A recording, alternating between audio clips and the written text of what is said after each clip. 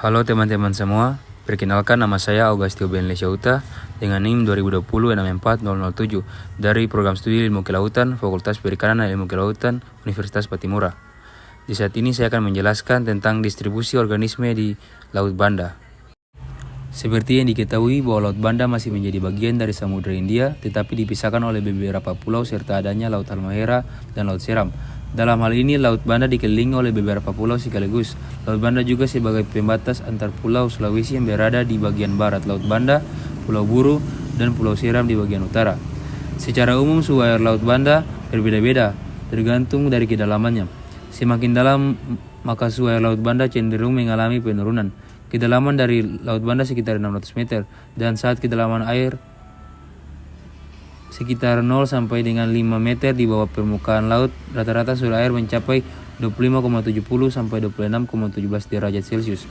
Semakin ke dalam, suhu air Laut Banda terus mengalami penurunan dengan rata-rata suhu mencapai 25,98 sampai 0,16 derajat Celcius. Teman-teman juga perlu tahu bahwa di Laut Banda terdapat palung, bahkan ada 2 buah palung yang cukup dalam, yakni Palung Banda dan Palung Jawa, di mana Palung Banda tercipta akibat adanya pertemuan 3 lempeng tektonik, yaitu lempeng Eurasia, lempeng Indo-Australia, serta lempeng Pasifik.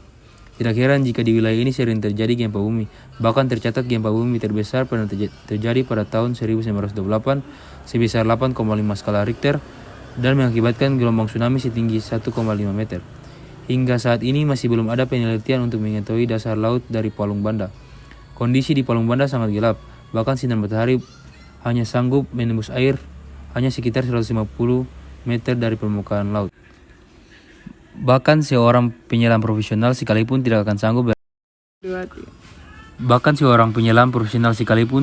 sanggup berenang hingga mencapai kedalaman 7.000 meter, sebab tekanan yang terdapat di Palung Banda sangat besar, yaitu sekitar 700 kg per cm persegi. Dari penjelasan sebelumnya, kira-kira ada organisme apa saja ya yang ditemukan di Laut Banda? Apalagi ditambah dengan ada palung-palung yang semakin meningkatkan variabilitas penyebaran organisme di Laut Banda tersebut. Jadi teman-teman, saat pemerintah Belanda yaitu pada tahun 1929 sampai 1930 melakukan penelitian kelautan dengan menggunakan kapal angkatan laut HMS Wellbrood Snellius.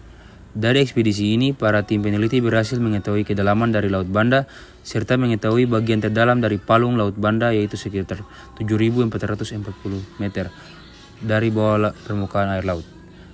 Saat itu pengukuran kedalaman dasar laut menggunakan alat pengukur echo sounder yang menggunakan prinsip mengeluarkan gelombang suara, kemudian menangkap kembali gelombang suara yang telah dipantulkan dari dasar laut.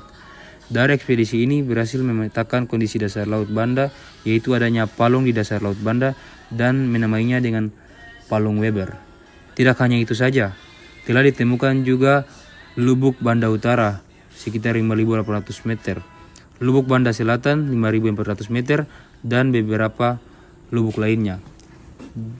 Jika palung berbentuk curam seperti jurang, lubuk berbentuk cekung mirip kubangan yang amat luas dan terdapat titik terdalam. Penelitian mengenai Laut Banda tidak berhenti sampai di situ. Di tahun 1951 ada sebuah ekspedisi dari Denmark menggunakan kapal Galatea melakukan pelayaran menuju Laut Banda. Di sini para peneliti ingin mengetahui kondisi dasar laut dari Laut Banda. Dengan menggunakan alat khusus dilakukan pengambilan sampel yang diturunkan dengan menggunakan kabel baja. Dari penelitian tersebut diketahui jika dasar Laut Banda berupa tanah lempung yang halus, suhu air mencapai 3 derajat Celcius dan terdapat kandungan oksigen meskipun cukup sedikit. Sedangkan untuk makhluk hidup yang berhasil tertangkap dari dasar laut antara lain sejenis teripang, sejenis cacing, isopoda atau sejenis serangga laut, dan serta hewan mirip dengan laba-laba. Namun untuk kepentingan ilmu pengetahuan, hewan-hewan tersebut telah diawetkan dan disimpan di Museum Zoologi Copenhagen di Denmark.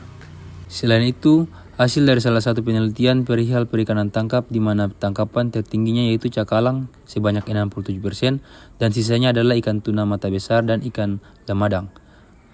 Luasnya Laut Banda dan adanya palung, bahkan saat ini ditemukan beberapa gunung api aktif di bawah laut yang menjadikan Laut Banda menjadi lokasi yang luar biasa dan tepat untuk dilakukan penelitian khususnya mengenai banyaknya distribusi organisme di Laut Banda.